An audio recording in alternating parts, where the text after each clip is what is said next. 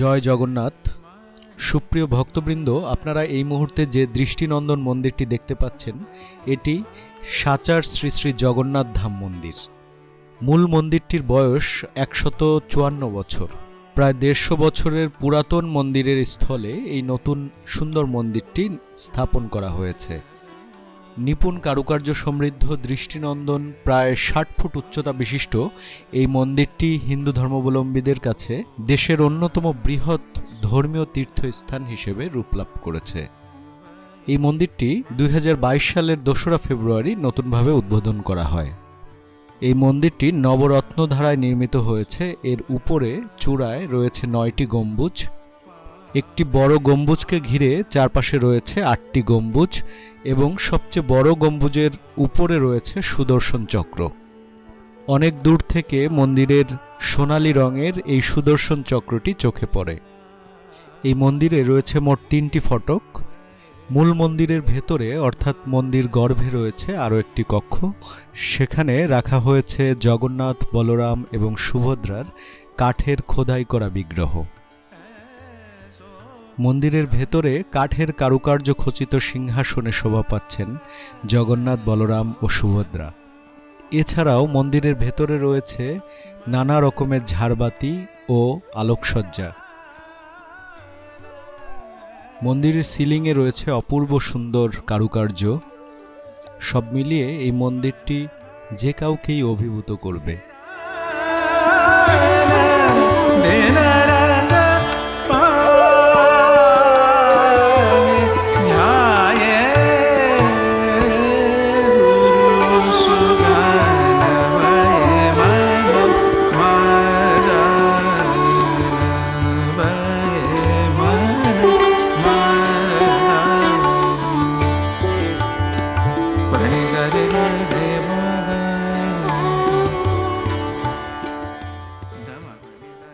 এই মন্দিরটি বাংলাদেশের চাঁদপুর জেলার কচুয়া উপজেলার সাচার বাজারে অবস্থিত।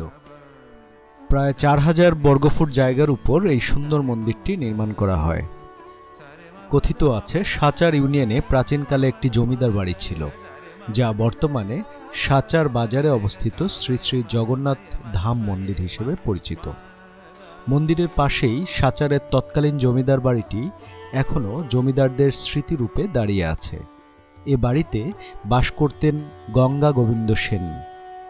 তিনি প্রতিষ্ঠা করেছিলেন সাচার জগন্নাথ ধাম মন্দির। তিনি ছিলেন এক মহান ব্যক্তিত্ব। লোভ লালসা তার জীবনকে কখনো স্পর্শ করেনি। জগন্নাথ দর্শনের জন্য তৎকালীন সময়ে তিনি পায়ে হেঁটে ভারতের শ্রীক্ষেত্র যেতেন। বাড়ি থেকে তার প্রয়োজনীয় কাপড় চোপড় ও শুকনো খাবার নিয়ে পদযাত্রা শুরু করতেন জগন্নাথ দর্শনের উদ্দেশ্যে। পথিমধ্যে যেখানে রাত হতো সেখানেই তিনি রাত্রি যাপন করতেন। কথিত আছে রাত্রিকালে স্বয়ং জগন্নাথ জমিদার গঙ্গা গোবিন্দ সেনকে স্বপ্নাদেশে বলেন, ওহে গঙ্গা গোবিন্দ সেন, তোমার আর পায়ে হেঁটে শ্রীক্ষেত্রে যেতে হবে না, তুমি বাড়ি ফিরে যাও, আমিই তোমার বাড়িতে যাব। জমিদার গঙ্গা গোবিন্দ সেন স্বপ্নাদেশ পরিষ্কারভাবে বুঝতে না পারায় স্বয়ং জগন্নাথ তাকে পুনরায় স্বপ্নাদেশ করেন এবং বলেন বাড়িতে ফিরে গিয়ে একটি মন্দির স্থাপন করতে। জমিদার গঙ্গা গোবিন্দ সেন স্বপ্নাদেশ পরিষ্কারভাবে বুঝে উঠতে না পারায় স্বয়ং জগন্নাথ তাকে পুনরায় স্বপ্নাদেশ করেন এবং বাড়িতে ফিরে গিয়ে একটি মন্দির স্থাপন করতে নির্দেশ দেন।